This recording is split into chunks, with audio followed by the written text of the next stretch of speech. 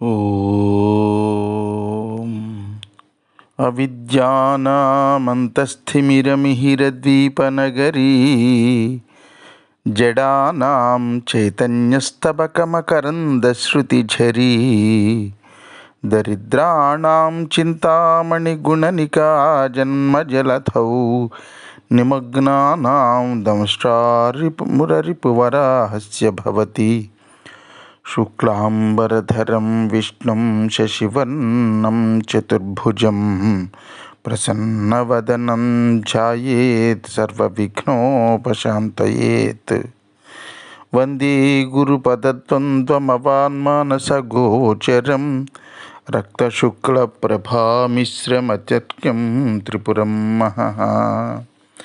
సానందమానందవనే వసంతం ఆనందకందం హతపాపబృందం వారాణసీనాథమనాథనాథం శ్రీవిశ్వనాథం శరణం ప్రపద్యే. విశ్వేశం మాధవం ఢుంఢిం దండపాణిం చ భైరవం వందే కాశీగుహాం గంగాం భవానీం మణికర్ణికాం. హర నమ పార్వతీపతయే హర హర మహాదేవ శంభో శంకర. అక్కడ శ్రీశైలంలో హాటకేశ్వర స్వామి వారి యొక్క దేవాలయం దగ్గర ఉన్నటువంటి ఆ కుండలు చేసుకుండేటటువంటి అతను శివరాత్రి నాడు జ్యోతిర్లింగం దగ్గరలోనే ఉండి దర్శనం చేసుకొని వాడు పాపాత్ముడు అని వచ్చినటువంటి వాళ్ళు చెప్తున్నారు మహాశివ. కానీ వాళ్ళ కోసమని వృత్తి మానేస్తేనేమో నా భార్య పిల్లలు ఆకలితో చచ్చిపోతారు, కానీ వాళ్ళ కోసమని వృత్తి మానకపోతే ఏమో ఈ శివరాత్రి పూట నీ దర్శనం అవ్వదు. శివరాత్రి నాడేమో జ్యోతిర్లింగం దగ్గరలోనే ఉండి దర్శనం చేసుకొని వాడి పాపాత్ముడు అని ఈ వీళ్ళు చెప్తున్నారు. నాకెలా అవుతుంది స్వామి నీ దర్శనం అని భోరున విలపించాడండి. అంత ఆత్రంగా భక్తిగా విలపిస్తూ ఉంటే అతని చేతిలో ఉన్నటువంటి ఆ మట్టి కుండ టప్ అని పగిలిపోయింది. ఆ కుండ మధ్యలోంచి నిలువెత్తు బంగారపు లింగంతో శివుడు ప్రత్యక్షం అయ్యాడు. ఇక్కడ శివుడు ప్రత్యక్షం అయ్యాడు, అక్కడ శ్రీశైలంలో జ్యోతిర్లింగంలో మాయమైపోయేట. అక్కడ మాయమైపోయి ఇక్కడికి వచ్చేసాడు. వచ్చి బంగారు లింగ రూపంతో ఇక్కడ ప్రత్యక్షం అయ్యాడు. అందుకని అన్నమాట ఓం సువర్ణాయ నమః సువర్ణలింగాయ నమః అని అప్పటి నుంచి భక్తులు అలా స్తోత్రం చేయడం మొదలుపెట్టారు. అంతకుముందు ఈ నామం లేదుట శివుడికి.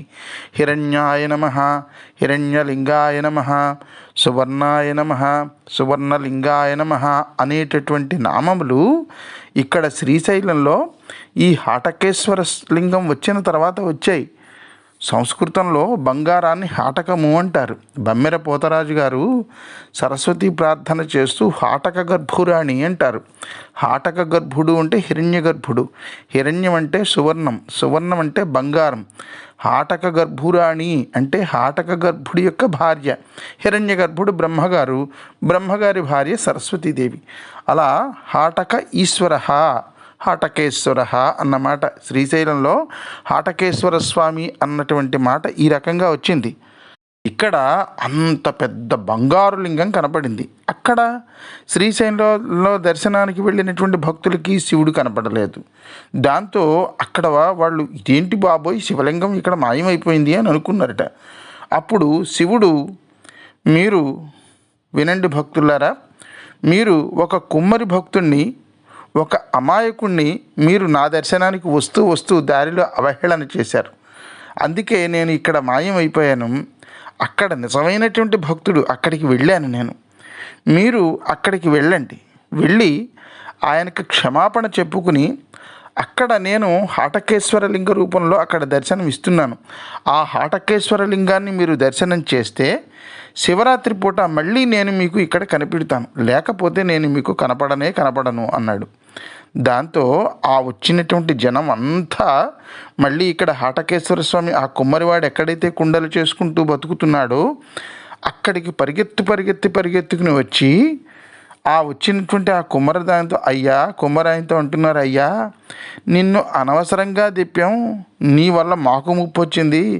మహాత్మా, నువ్వు ఎంత అదృష్టవంతుడివో, నువ్వు ఉన్న చోటికి నువ్వు శివుడిని రప్పించుకున్నావు. మేమేం చేసాం? శివుడు అక్కడ ఉన్నాడని మేము శివుడి కోసం పరిగెత్తాం, కానీ శివుడు నీ కోసం ఇక్కడ పరిగెత్తుకుని వచ్చాడు. నువ్వురా గొప్పవాడివి అన్నారట వాళ్ళు, వచ్చినటువంటి వాళ్ళు. అప్పుడు ఆయన అనుకున్నాడు, ఇదంతా కూడా ఆ ఈశ్వరుడి కరుణ తప్ప నా గొప్పేం కాదు అని అనగానే, అప్పుడు శివుడు, శ్రీశైలం వచ్చినటువంటి వాళ్ళు ఎవరైనా సరే ముందుగా ఈ హాటకేశ్వరుని చూసిన తర్వాతే మల్లికార్జునుడిని చూడండి అని ఆజ్ఞాపించేట. ఇది జరిగింది. మళ్ళీ ఈ కుమ్మరి భక్తుడికి మళ్ళీ భయం వేసింది. అన్నాడు, నువ్వు నిలువెత్తు బంగారపు లింగ రూపంలో ఉన్నావు. పరమశివ, ఇది కృతయుగంలో జరిగింది కాబట్టి పర్వాలేదయ్యా.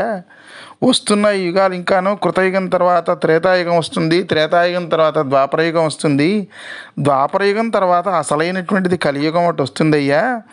ఆ కలియుగంలో భక్తులు, స్వామి ఇంత నిలువెత్తు బంగారు రూపంలో ఉంటే బతకనివ్వరు స్వామి, కాబట్టి కలియుగంలో ఇలా బంగారు రూపంలో ఉంటే ప్రమాదం సుమా, దయచేసి నువ్వు శిలగా మారిపో అని అంటే, అప్పుడు ఆ హాటకేశ్వరుడు మళ్ళీ శిలారూపంలోకి వచ్చాడు.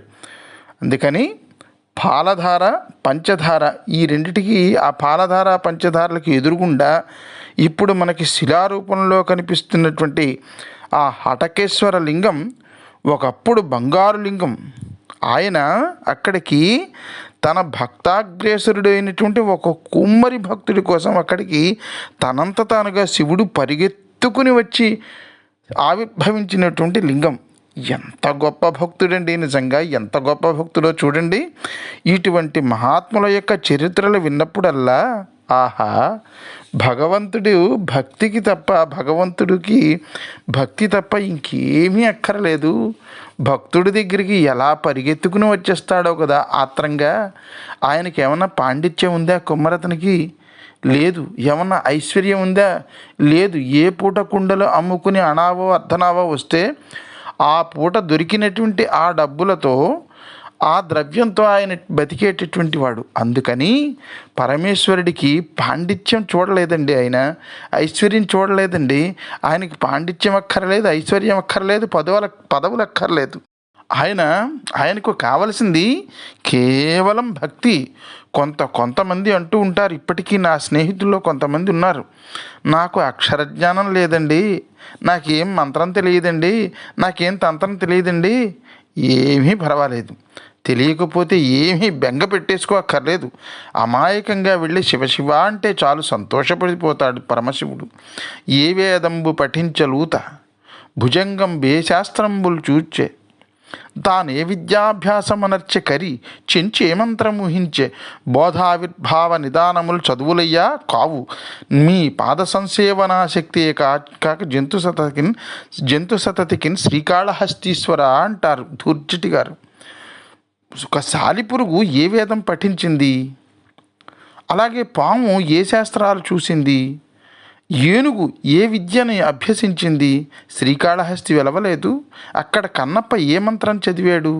అందువల్ల నీ పాదాల మీద భక్తిగా ఉన్నటువంటి భక్తే నీకు కావాలి ఈశ్వర. నీకు పాండిత్యం, ఐశ్వర్యం, పదవులు ఏమక్కరలేదయ్యా అని మంత్రయుక్త పూజ చేయ మనసు కరుగునా, మంత్రయుక్త పూజ చేయ మనసు కరుగునా, మంత్రమో తంత్రమో ఎరుగనైతినే, మంత్రమో తంత్రమో ఎరుగనైతినే, నాదమేదో వేదమేదో తెలియనైతినే, నాదమేదో వేదమేదో తెలియనైతినే, వాదమేల పేద బాధ తీర్చరావయ్యా స్వామి, వాదమేల పేద బాధ తీర్చరావయ్యా స్వామి, మహేశ పాప వినాశ కైలాసవాస ఈశా నిన్ను నమ్మినాను రావా నీలకంధరా. ఎంత హాయిగా ఎంత తేలిగ్గా చెప్పారండి భక్త కన్నప్ప కోసం రాసినటువంటి ఈ పాటలో. ఆ కన్నప్పకి ఏం వచ్చు? ఆయన బోయేవాడు పాపం. స్పష్టంగా శివ అని కూడా పలకలేడు. శివ శివ అన్నారంటే శివ శివ అనేవట పాపం. అటువంటి వాణ్ణి కేవలం అనుగ్రహించడమే కాదు, ఆయన్ని కొండ మీద పెట్టి తాను కొండ కింద కొలువయ్యాడు. శ్రీకాళహస్తి క్షేత్రంలో తాను ఆ పరమశివుడు అనేటటువంటి ఈ వాక్యం దగ్గర ఈరోజు మనం కథాభాగాన్ని ముగించుకుందాం భక్త మహాశీలారా. రేపటి కథాభాగం మనం ప్రారంభించుకునేంత వరకు స్వస్తి ప్రజాభ్య పరిపాలయంతాం న్యాయేన మార్గేణ మహిమహీషా. గో బ్రాహ్మణేభ్య శుభమస్తు నిత్యం. లోకా సమస్తా సుఖినో భవంతు. హర నమః పార్వతీపతయే. హర హర మహాదేవ శంభో శంకర.